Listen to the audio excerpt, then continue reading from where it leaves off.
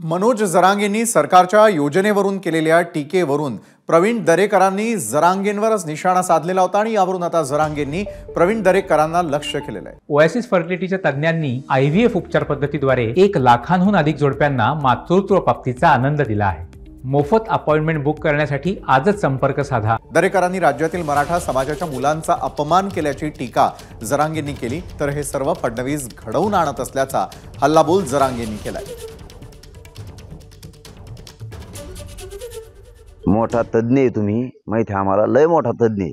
क्रांती मोर्चाचं नाव घेतलं, त्यात तुम्ही ठोक मोर्चाचं घेतलं, पडद्या मागून मी असतो असं म्हणलं तुम्ही। संपेलन क्रांती मोर्चा तुम्ही स्वतःच्या स्वार्थासाठी जातीला किती मारणारे मारक आहेत, मारेकरी।